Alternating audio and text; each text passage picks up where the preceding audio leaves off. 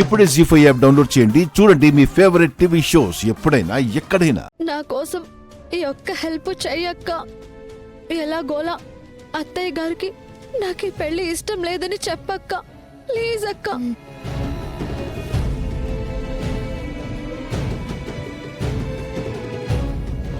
ఊరుకో. నీ బాధ నాకు అర్థం అవుతుంది. నువ్వు ఎంతో ఇష్టపడ్డావు దర్శన్ని. కానీ ఏం చేస్తాం? నీ జీవితం ఇలా అయిపోయింది. ఓకే, నీకోసం ఆ మాత్రం చేయలేనా? ఈ పెళ్లి ఆపండి అని చెప్పటానికి నాకు చాలా బాధగా ఉంది. కానీ తప్పట్లేదు. ఎలాగైనా సరే గుండెని రాయి చేసుకుని నేను ఆవిడికి ఈ విషయం చెప్పేస్తాను. ఓ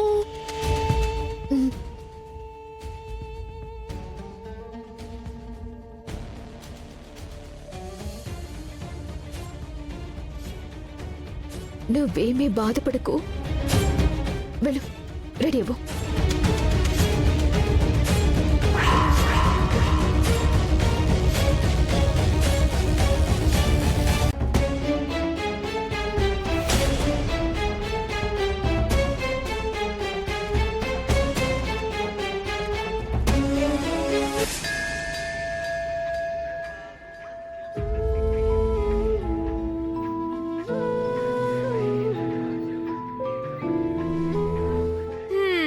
అద్దాటో పట్టుకుని వచ్చిన మనమే తొందరగా వచ్చేసి ఉండం. సొంత కార్లలో వచ్చే వాళ్ళకి ఆలస్యం ఏందంట. ఏమైనా సరే మొదటి నుంచి వాళ్ళకి మనమంటే తక్కువ చూపే. ఓహో, నేను ఈ మాట కూడా మాట్లాడకూడదనుకుంటా. తెలిసి ఎందుకు మాట్లాడుతున్నావు? తెట్లు తినాలి కదా. ఏందమ్మే నా మీద చట్టేరేస్తా ఉండవు? లేకపోతే అనవసరంగా ఎందుకు మాట్లాడతావు?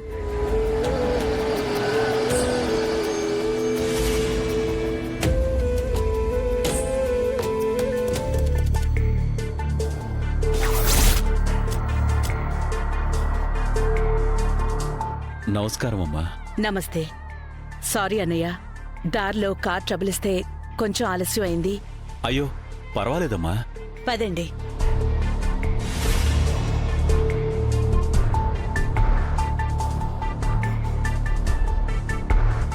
నమస్కారం అమ్మా. నమస్కారం పంతులు గారు.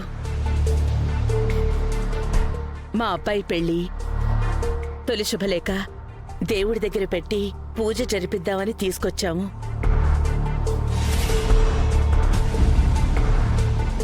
అక్క,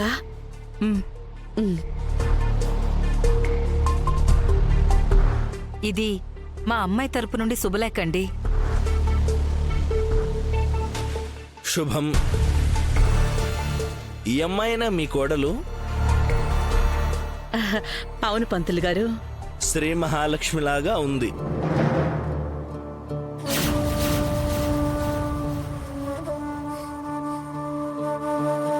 అమ్మా, అబ్బాయి నువ్వు కలిసి గుడి చుట్టూ ప్రదక్షిణాలు చేసిరండి. ఈ లోపు నేను పూజ జరిపిస్తాను.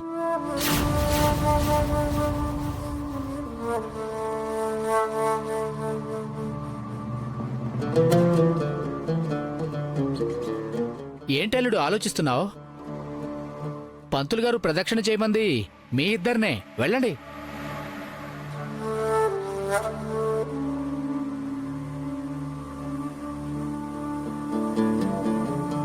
మాట్లాడవేంటమ్మా?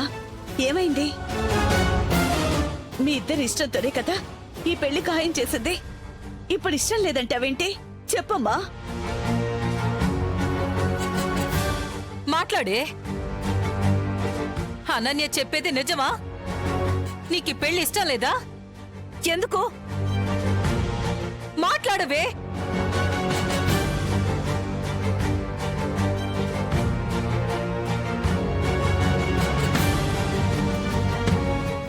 అవును, నేను ఈ పెళ్లి చేసుకోలేను అత్తయ్య.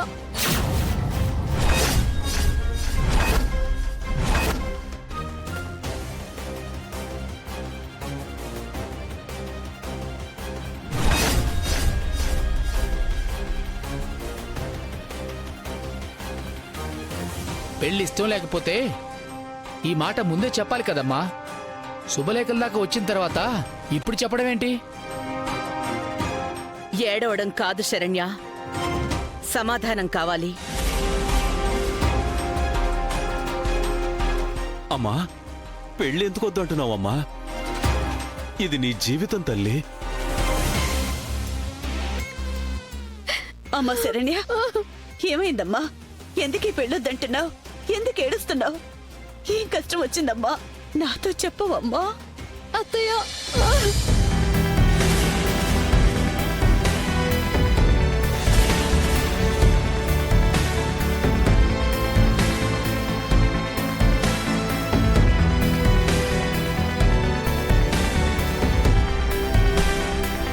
ఏమైందమ్మా?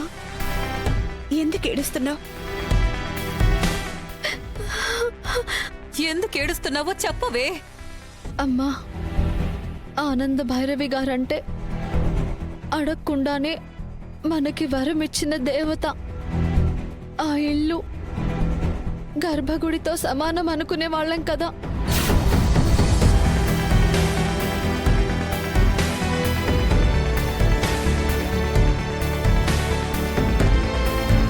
మరి దేవత ఉన్న చోటికి, గర్భగుడి ఉన్న ఇంట్లోకి ఒక చెడిపోయిన ఆడది కోడలిగా అడుగు పెట్టడం పాపం కదా.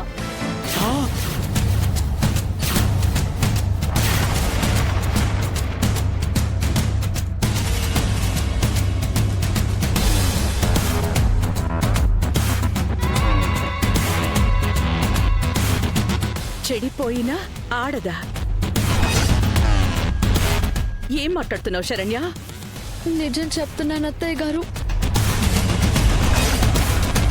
మీ ఇంటికి కోడలిగా కావలసిన అన్ని అర్హతలు నాకున్నాయని మీరు 100కి 100 మార్కులు వేసిన శరణ్య, పెళ్లి తర్వాత మీ ఉమ్మడి కుటుంబాన్ని తల్లిలాగా కాచుకోగలదని మీరు నమ్మిన శరణ్య ఆ అర్హతలన్నీ కోల్పోయింది. నేను పాడైపోయాను అత్తయ్య గారు.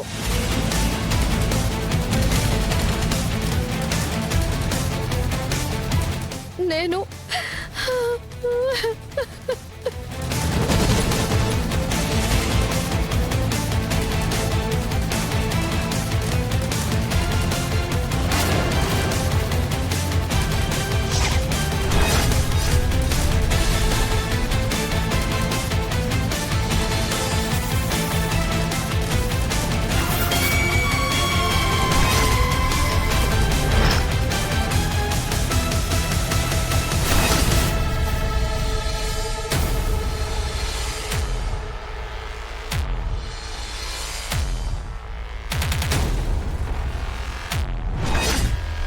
నీకు సంబంధం లేని అమ్మాయి కోసం వచ్చి రేపైపోయా.